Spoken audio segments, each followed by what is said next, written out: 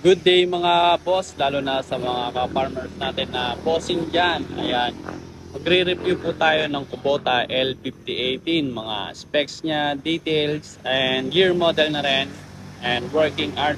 Ayan po, Kubota L5018, 2024 model po. Ayan, ayan galing pa po siya sa Kubota Philippines po, exclusive, distributed by Kubota Philippines.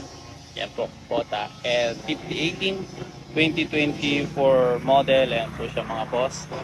Meron na po siyang muffler, kasama na po siya. Yan.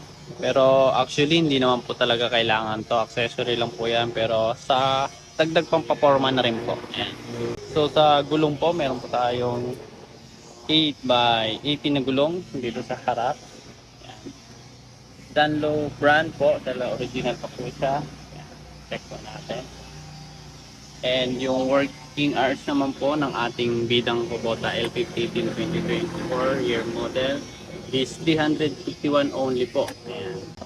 Bagong bago. All original po, pati ang paint. Hindi na po nagalaw yan. Ayan po siya. Sa gulong naman po sa likuran, meron po siyang size 13.6 by 26 na gulong. Ayan po mga boss. Dunlop brand din po siya. Ayan. Dito pa po. Meron na rin po siyang reflector para sa gabi. At ilaw na rin po para sa gabi. Pwede rin po siyang lagyan ng plaka para sa pangalan po ng owner. Ayan mga boss. Pwede nyo lagyan ng boss. Mayari po pangalan nyo, boss gap, no? Gap, boss gap po. Or organization nyo po, like mga samahan ng mga farmers o kooperatiba, pwede nyo pong ilagay dyan. Ayan, boss. Ito po ang likod niya. Itsura ng likod niya. So, meron din po ditong Kubota na nakalagay. Then, ito po yung itsura ng propeller niya. Ayan.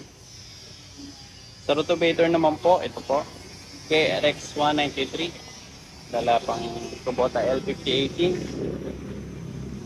Po ang itsura ng loob niya sa rotovator plate.